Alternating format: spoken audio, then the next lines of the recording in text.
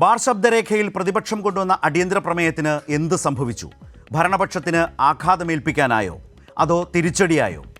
മദ്യനയം രൂപീകരിക്കാൻ ചുമതലപ്പെട്ട എക്സൈസ് വകുപ്പിന്റെ അവകാശത്തിലേക്ക് ടൂറിസം വകുപ്പ് കടന്നുകയറിയെന്ന് സ്ഥാപിക്കാനാണ് റോജി എം ജോണും വി.ഡി. സതീശനും ശ്രമിച്ചത്. എക്സൈസ് മന്ത്രിയുടെ ഓഫീസ് കൊടുത്ത പരാതിയിലും പ്രതിപക്ഷം തർക്കിച്ചു. ബാർ മുതലാളി ശബ്ദരേഖയിൽ പറഞ്ഞ പണപ്പിരിവിനെ പറ്റിയല്ല, മറിച്ച് ശബ്ദരേഖ പുറത്തു വന്നത് അന്വേഷിക്കാനാണ് പരാതി നൽകിയതെന്നാണ് പ്രതിപക്ഷം ആരോപിച്ചത്. ഇതിന് മന്ത്രി എം.ബി. രാജേഷ് നൽകിയ മറുപടിയാണ് ശ്രദ്ധിക്കേണ്ടത്. മദ്യനയം രൂപീകരിക്കുന്നത് എങ്ങനെയാണെന്ന് ആദ്യം വ്യക്തമാക്കി. എക്സൈസ് മന്ത്രി സ്റ്റേക്ക് ഹോൾഡേഴ്സുമായി ചർച്ച ചെയ്ത് കരട് നയം തയ്യാറാക്കി രാഷ്ട്രീയ തീരുമാനമെടുത്ത് ക്യാബിനറ്റിൽ വെച്ച് മദ്യനയം തീരുമാനിക്കുന്നു. ആ തരത്തിലുള്ള പ്രാഥമിക ചർച്ച പോലും എക്സൈസ് മന്ത്രി ആരംഭിച്ചിട്ടില്ല. അതാകട്ടെ മറ്റന്നാൾ നടക്കാൻ പോകുന്നതേയുള്ളൂ. ടൂറിസം വകുപ്പ് ഇതാദ്യമായി മദ്യനയത്തിൽ ഇടപെട്ടുവെന്ന് ആരോപിച്ച പ്രതിപക്ഷത്തോട് രേഖകൾ വെച്ചാണ് മന്ത്രി സംസാരിച്ചത്. കഴിഞ്ഞ UDF സർക്കാരിൻ്റെ കാലത്ത് മദ്യനയം ടൂറിസം രംഗത്ത് സൃഷ്ടിച്ച ആഘാതത്തെപ്പറ്റി പഠിച്ച വിദഗ്ധ സമിതി റിപ്പോർട്ടും ടൂറിസം സെക്രട്ടറി അക്കാലത്ത് അതിന് ചുമതലപ്പെടുത്തിയതും UDF ആണെന്ന് പ്രതിപക്ഷത്തെ ഓർമ്മിപ്പിച്ചു.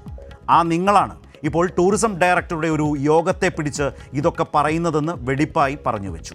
കെ ബാബു എക്സൈസ് മന്ത്രിയായിരിക്കെ 2015 മാർച്ച് 17 സ്റ്റാർഡ് ക്വസ്റ്റ്യൻ നമ്പർ 152 സഭയിൽ നൽകിയ മറുപടി ഇതിൻ്റെ വ്യക്തമായ തെളിവായി സഭയ്ക്ക് മുമ്പാകെ അവതരിപ്പിച്ചു. സഭയിൽ ഇത് കേട്ടിരുന്ന കെ ബാബുവിനോ പ്രതിപക്ഷ നേതാവിനോ തർക്കിക്കാൻ പോലുമായില്ല.